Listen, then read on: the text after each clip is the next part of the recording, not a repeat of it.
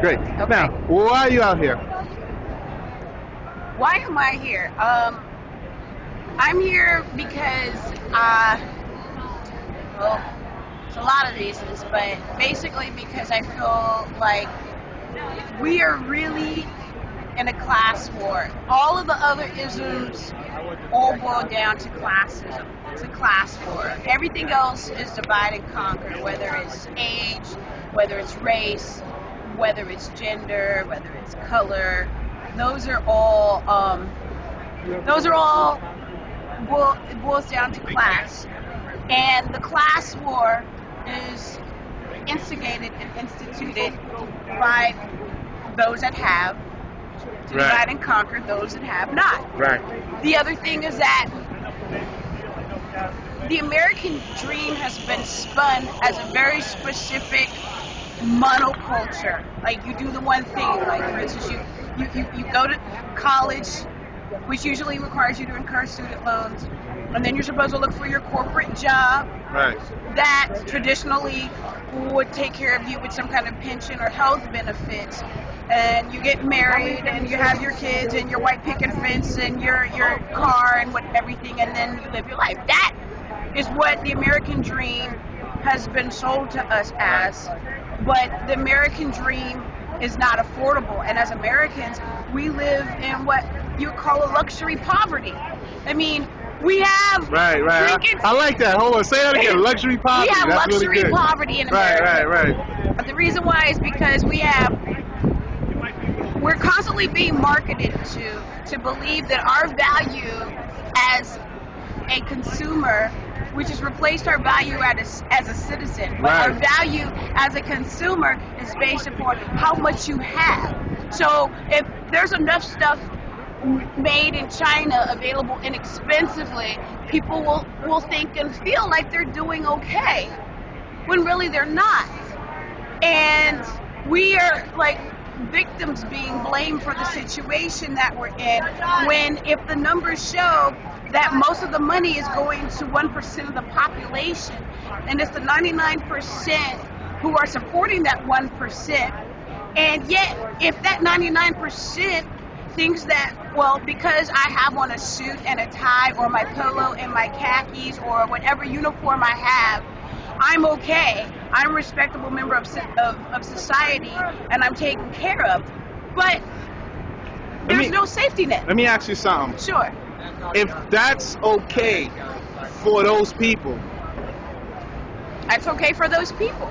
But there are a lot of people where it's not okay. See, there's the other thing. True liberty looks like anarchy. This so you're is an true. anarchist. I didn't say I'm an Oh, anarchist. okay. I just want to said- make sure.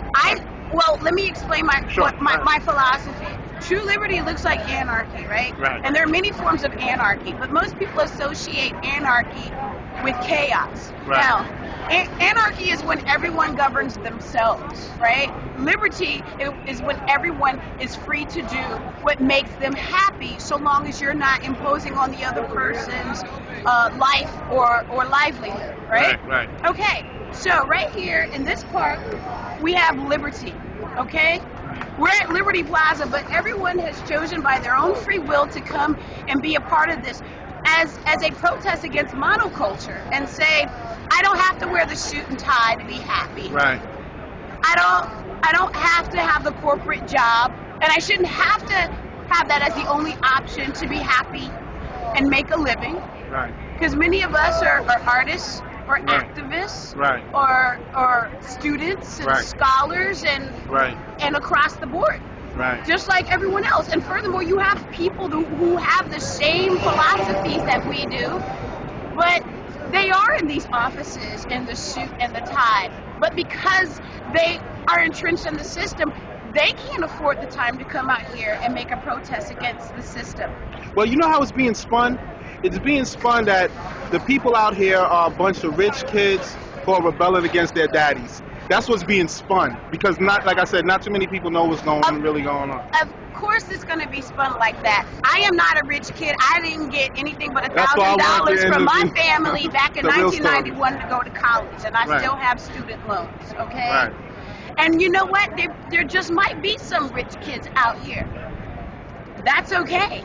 That's their liberty. That's their right. See, and again, to me, that goes to show a lot of things about the way that we have been indoctrinated by Right. the system. First of all, to believe that having money means that you're supposed to be a part of the elite and support that system no matter what. And that if you choose to go against the system, especially if you have the means, then somehow you're suspect. Let me ask you, I'm going to ask you two questions. Sure. One is, what do we plan to accomplish here? And if we accomplish what we set out to do, what then? Did the founding fathers know exactly what they were setting out to accomplish when they first started off writing the Articles of Confederation? I don't know. And seriously, No, I don't know. The I don't Declaration know. of Independence, it was a process, but that process begins when people congregate peacefully and share and exchange ideas, Right. and decide to let the people and the consensus come together to decide and to try to create something that again is as inclusive of as many people as possible. If anything, this is one of the most American displays of freedom, liberty, and democracy that I've seen, because it's the same spirit as the founding fathers. Right. How about the founding mothers too? Because you know, but like they say, behind every good man is a good woman. Right. Okay. So let's talk about that. The founding fathers and the founding mothers, they came together peacefully. They said, you know, excuse my French, this shit sucks. Let's think of something new. Right. But it had to start from somewhere, and first saying, this doesn't work for me anymore. This doesn't work for us anymore. So what's next? And what's next that could be a bigger, better, greater version of what we came from, that's as inclusive as possible and takes care of as many people as possible. We're having the exact same conversation that our founding fathers and mothers had when they started this country. Yeah. So how exactly are we going to accomplish our goal of breaking through monoculture and of fighting against corporate personhood? Because that's the whole purpose of occupying Wall Street. The fact that corporate greed has gotten out of hand. It gets complicated because when the lobbyists from those corporations basically buy our politicians, it also, in a way, becomes a protest against the government, too. Right. It's like a chicken or the egg thing. Right. Okay? It's capitalism being challenged through true liberty and democracy. But capitalism does not equate democracy. Absolutely not. And vice versa. Right. So we're using our political system and our constitutional rights to challenge our economic system that is oppressing people and being enforced by our political system through its laws. And what about, are you at all worried about them moving everyone out the way they suggested that tonight? Pretty much it's going to be your last stand tonight. They've been constantly suggesting that. I have not been one of the people to occupy overnight. I have come through whenever I could and offered support. Right.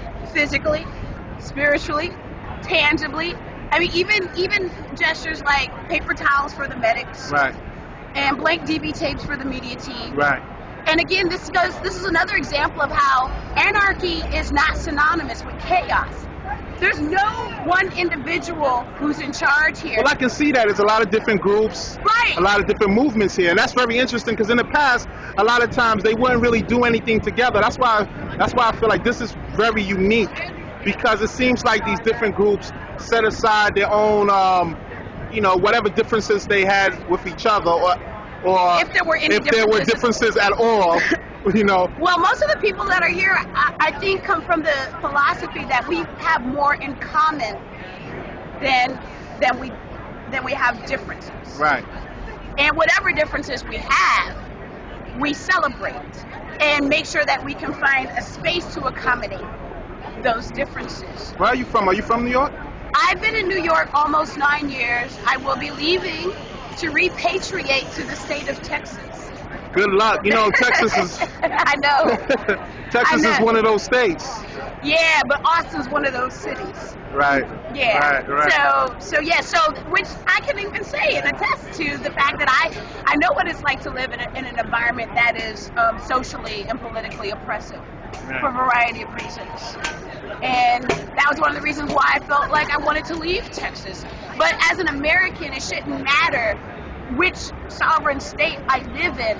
My liberty should be protected and should stand solid no matter where I am in the United States of America. Well, I dig your passion. I haven't seen too many sisters out here, so it's very refreshing to see. Well, I think I've seen them speckled throughout the crowd, but it's a lot of brothers out here.